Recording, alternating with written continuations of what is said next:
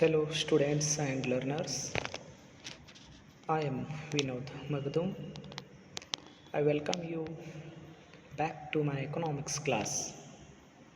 After 7 days of holiday that you have for Deepavali festival,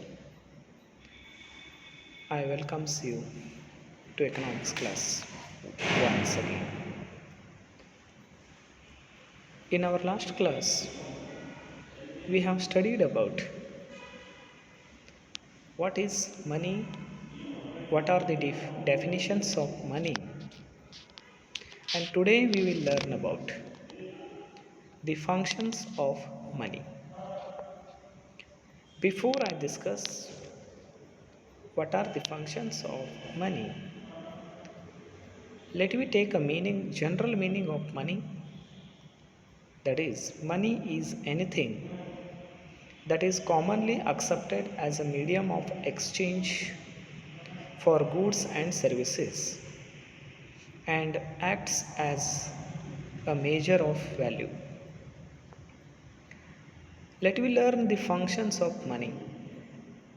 The primary functions included medium of exchange, measure of value. The secondary functions are standard of deferred payments, store of value, transfer of value. The contingency functions are distribution of national income, basis of credit, maximizes consumers and producers satisfaction. The other functions included making decisions, generalized purchasing power, determination of solvency, liquidity and uniformity. Dear students, let me learn these functions of money one by one. ಪ್ರಿಯ ವಿದ್ಯಾರ್ಥಿಗಳೇ, ಕಳೆದ ತರಗತಿಯಲ್ಲಿ ಹಣ ಹಾಗೂ ಹಣದ ಸಂಬಂಧಿತ ವ್ಯಾಖ್ಯಾನಗಳ ಕುರಿತು ಚರ್ಚೆಯನ್ನು ಮಾಡಿದ್ವಿ. ಇವತ್ತಿನ ತರಗತಿಯಲ್ಲಿ ಹಣದ ಕಾರ್ಯಗಳ ಕುರಿತು ಚರ್ಚೆಯನ್ನು ಪ್ರಾರಂಭಿಸೋಣ. ಹಣದ ಕಾರ್ಯಗಳನ್ನು 4 ವಿಭಾಗಗಳನ್ನಾಗಿ ವಿಂಗಡಿಸಲಾಗಿದೆ.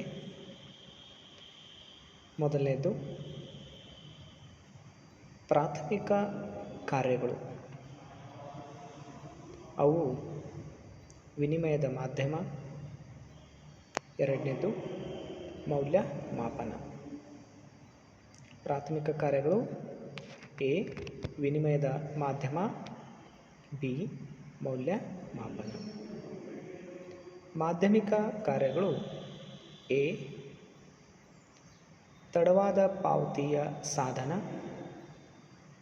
ತಡವಾದ ಪಾವತಿಯ ಸಾಧನ ಅದನ್ನು ಇಂಗ್ಲೀಷ್ನಲ್ಲಿ standard of deferred payments. Deferred ಅಂದರೆ ತಡವಾದದ್ದು, ಡಿಲೇ ಅಂತ ಹೇಳ್ತೀವಿ ನಾವು. ಡಿಲೇ ಅಂದರೆ ತಡವಾಗೋದು. ಬಿ ಸ್ಟೋರ್ ಆಫ್ ವ್ಯಾಲ್ಯೂ ಅಂದರೆ ಮೌಲ್ಯ ಸಂಗ್ರಾಹಕ. ಟ್ರಾನ್ಸ್ಫರ್ ಆಫ್ ವ್ಯಾಲ್ಯೂ ಮೌಲ್ಯ ವರ್ಗಾವಣೆ. ಅನುಷಂಗಿಕ ಕಾರ್ಯಗಳು ಈ ಪ್ರಾಥಮಿಕ ಮತ್ತು ಮಾಧ್ಯಮಿಕ ಕಾರ್ಯಗಳನ್ನು ಹೊರತುಪಡಿಸಿ ಕೆಲವು ಕಾರ್ಯಗಳು ಇರ್ತವೆ. ಅವುಗಳನ್ನು ಅನುಷಂಗಿಕ ಕಾರ್ಯ ಅಂತ ನಾವು ವರ್ಗೀಕರಣ ಮಾಡಿದ್ದೀವಿ. ಅವು ಯಾವುವು ಅಂತಂದರೆ ಎ ರಾಷ್ಟ್ರೀಯ ಆದಾಯದ ಹಂಚಿಕೆ, ಬಿ ಸಾಲದ ಮೂಲ ಬೇಸಿಸ್ ಆಫ್ ಕ್ರೆಡಿಟ್, ಕನ್ನಡದಲ್ಲಿ ಸಾಲದ ಮೂಲ, C ಮ್ಯಾಕ್ಸಿಮೈಸಸ್ consumers and producers satisfaction ಅಂತಂದರೆ ಅನುಭೋಗಿ ಮತ್ತು ಉತ್ಪಾದಕನ ತ್ಯಾಗವನ್ನು ಅಥವಾ ತೃಪ್ತಿಯನ್ನು, ತ್ಯಾಗ ಅಲ್ಲ ತೃಪ್ತಿಯನ್ನು ಹೆಚ್ಚಿಸುವುದು. ಇತರೆ ಕಾರ್ಯಗಳು ಎ ನಿರ್ಧಾರ ಕೈಗೊಳ್ಳುವಿಕೆ, ಬಿ ಸಾಮಾನ್ಯಕೊಳ್ಳುವ ಶಕ್ತಿ, ಸಿ ಸಮಸ್ಯೆಯ ನಿರ್ಧಾರಕ ಅಥವಾ ಸಮಸ್ಯೆ ಪರಿಹಾರಕ. ಡಿ. ದ್ರವತ್ವ ಮತ್ತು ಏಕತ್ವ. Liquidity and uniformity. ಇವೆಲ್ಲ ಕಾರ್ಯಗಳನ್ನು ಒಂದರ ನಂತರ ಇನ್ನೊಂದರಂತೆ ಚರ್ಚೆ ಮಾಡೋಣ. Explanation. The primary functions of money. The primary functions are: first one, a medium of exchange. A medium of exchange. This is most important function of money. It serves as a medium of exchange. It has overcome the difficulty raised in barter system, that is lack of double coincidence of words. We already made discussion that there was a drawback in barter system, that is lack of double coincidence of words. Both the parties do agree to carry the goods transaction, but if there is a difficulty in wants from both the parties, the barter system will not take place, and this is what the problem overcame by the money and solved this problem, and it is regarded as medium of exchange. By using money, buying and selling transactions can be carried easily. Money has extended market scope. The second one is measure of value.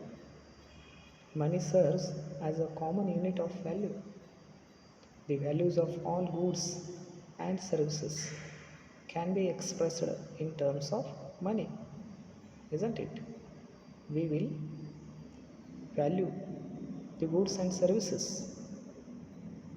Yes, we will express the values of goods and services in the monetary term, unit, the unit of value. That is we can say a chalk piece value is 1 rupees, 2 rupees, whatever.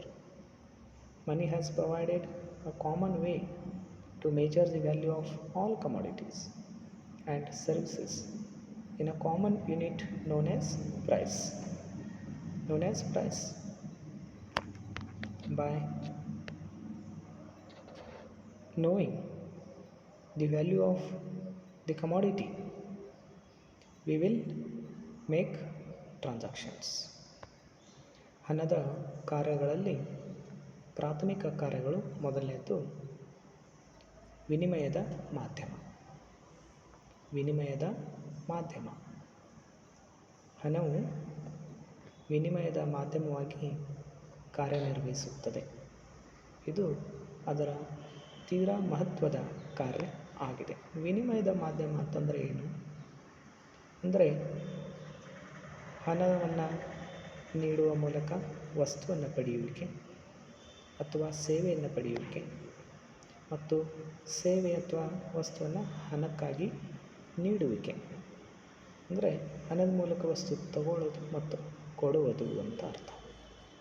ಮೊದಲಿನ ಕಾಲದಲ್ಲಿ ಈ ಸಾಟಿ ವಿನಿಮಯ ಪದ್ಧತಿ ಅಥವಾ ವಸ್ತು ವಿನಿಮಯ ಪದ್ಧತಿ ಇತ್ತಲ್ಲ, ಅಲ್ಲಿ ಏನಾಗ್ತಿತ್ತು ಅಂತಂದರೆ ಎರಡೂ ಪಕ್ಷದವರು ಅಥವಾ ಇಬ್ಬರು ವ್ಯಕ್ತಿಗಳು ತಾವು ಯಾವ ವಸ್ತುವನ್ನು ವಿನಿಮಯ ಮಾಡ್ಕೊಳ್ಬೇಕು ಅಂದ್ಕೊಂಡಿರ್ತಾರೋ ಆ ವಸ್ತುಗಳನ್ನು ವಿನಿಮಯ ಮಾಡ್ಕೊಳ್ಳೋದಕ್ಕೆ ತಯಾರಿರಬೇಕು. ಅಂದಾಗ ಮಾತ್ರ ವಸ್ತು ವಿನಿಮಯ ಆಗ್ತದೆ. ಆದರೆ ಅವತ್ತಿನ ದಿನಗಳಲ್ಲಿ ಏನು ಸಮಸ್ಯೆ ತಲೆದೋರಿತ್ತು ಅಂತಂದರೆ, ಒಂದು ಪಕ್ಷ ವಸ್ತು ವಿನಿಮಯ ಮಾಡೋದಕ್ಕೆ ಸಿದ್ಧ ಇದ್ದರೆ ಇನ್ನೊಂದು ಪಕ್ಷ ಸಿದ್ಧವಿರಲಿಲ್ಲ. ಆವಾಗ ವಸ್ತುವಿನ ವಿನಿಮಯ ಕಾರ್ಯ ನಡೀತಿರಲಿಲ್ಲ. ಸೊ ಆ ಸಮಸ್ಯೆಯನ್ನು ಬಗೆಹರಿಸಿದ್ದೇ ಈ ಹಣ ಎಂಬುದು. ಓಕೆ, ಸೊ ಅದಕ್ಕೆ ಹಣವು ಮಾರುಕಟ್ಟೆಯ ವ್ಯಾಪ್ತಿಯನ್ನು ಹೆಚ್ಚಿಸಿದೆ ಅಂತ ಹೇಳ್ತೀವಿ. ಹಣದ ಮೂಲಕ ವಸ್ತುಗಳನ್ನು ಕೊಳ್ಳುವುದು ಮತ್ತು ಪಡೆಯುವ ವ್ಯವಹಾರಗಳು ತುಂಬ ಸುಗಮವಾಗಿ, ಸರಳವಾಗಿ ನಡೆಯಲ್ಪಡುತ್ತವೆ ಅಂತ.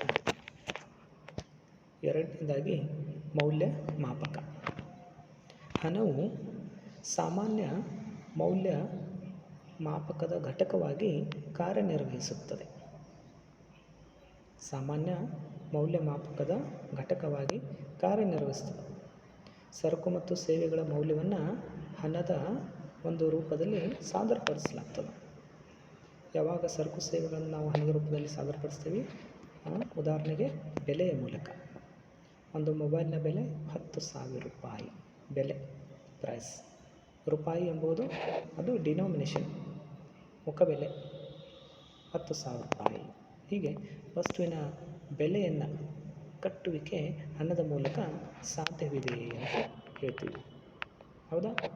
ಒಂದು ವಸ್ತುವಿನ ಮೌಲ್ಯ ಮಾಪನ ಅಥವಾ ಅಳತೆ ಮಾಡೋದು ಹಣದ ಮೂಲಕ ಸಾಧ್ಯ ಅಂತ ಹೇಳ್ತೀವಿ. ಆಯಿತಾ? So students, there is a lot of time to us.